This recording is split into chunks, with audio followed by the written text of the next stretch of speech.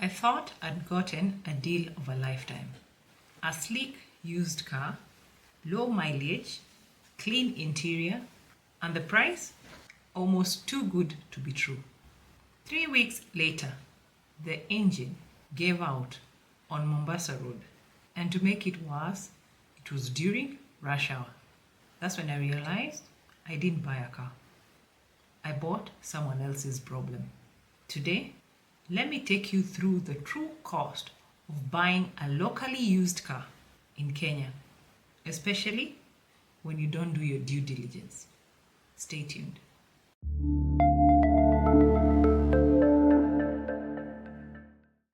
I'm Ms. Wangui Muthathi, your personal finance and investment coach. And in this video, I'm not just sharing tips. I'll be sharing with you hard lessons and truths that could save you hundreds of thousands of shillings. Let's begin. Let's talk about that car that looks perfect. A friend of mine, let's call him Kevin, was so excited to finally buy his first car. He found a sleek Subaru on Facebook Marketplace. The seller was so polite, the mileage was low, and the story sounded so real. You know what they always tell you? I'm selling this car because I want to upgrade to a newer model. Kevin met this seller at a local petrol station. Of course, as usual, he took the car for a short test drive and it felt solid. So the deal was done in 2 days. But 3 weeks in, check engine light, strange noises, gearbox failure, and what Kevin didn't know is that the car had been in a serious accident. Then later it was repainted and patched together. So when he was buying the car, no mechanic had checked it, no NTSA TIMS verification done. He just relied on trust and haste. And that wasn't even the worst part. It later turns out the odometer had been rolled back. Okay? Kevin had believed he was buying a car with 78,000 kilometers, but it had actually done over 160,000 kilometers. How? A device, less than 5 minutes to reset. The steering wheel and the gear knob had serious wear. But you see, Kevin didn't notice this. And this is because he didn't know what to look for. So he ended up getting a car with mileage lies. But even after sinking 70,000, 70K into repairs, Kevin was about to lose the entire car. One morning, he got a call from a police officer. The vehicle was flagged. Apparently, it was listed under a loan default with a local bank. So this means the seller, the guy that sold this car to Kevin, used a forged logbook. And Kevin, despite having the keys, didn't legally own the car. So we can say the logbook meant nothing. He lost the car, no refund, and no seller in sight.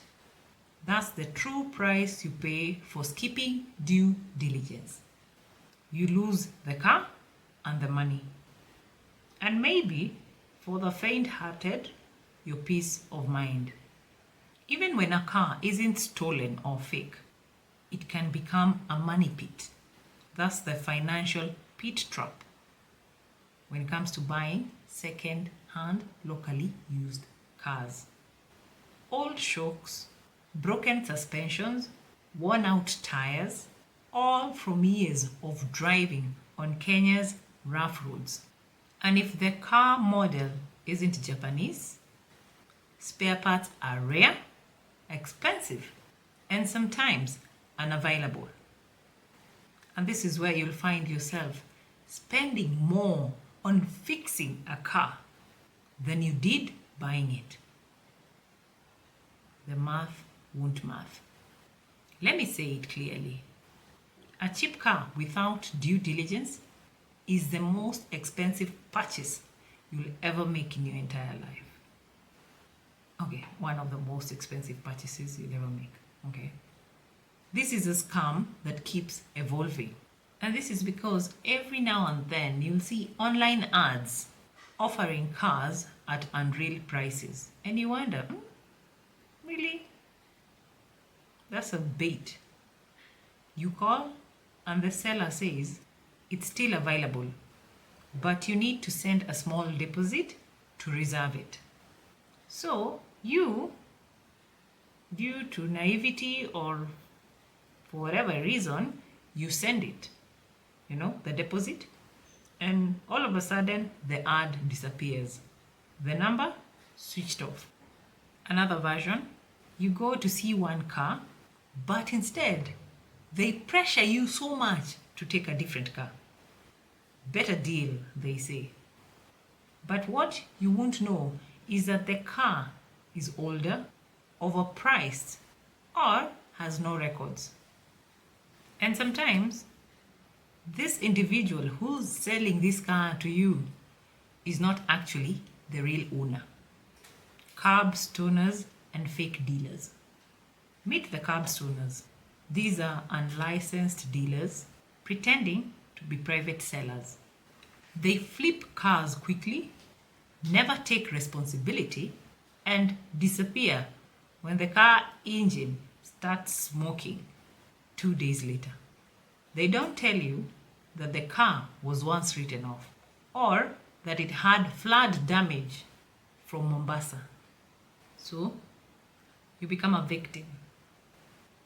Let's talk about what you can do to help you avoid all this. How do you really protect yourself? Here is how you can outsmart the chaos. 1. Verify ownership on NTSA TIMS. Check the chassis number, engine number, and ownership history. 2. When you're going to buy a car, hire a mechanic. Go with a mechanic you can trust. Not a friend, but a professional. Let them inspect the engine for you. Okay? Let them check the engine, transmission, and undercarriage. 3. Avoid cash transactions. Use secure, traceable payments. So in case you're duped, at least you have one way of tracing this individual. 4. Buy from reputable dealers. These are registered companies that actually handle paperwork and often offer warranties. Okay? And lastly, number 5, trust your instincts. Okay? If it feels off, walk away. Don't second guess. Don't try to, make excuses. If something feels completely off, just walk away. No deal is better than a bad one.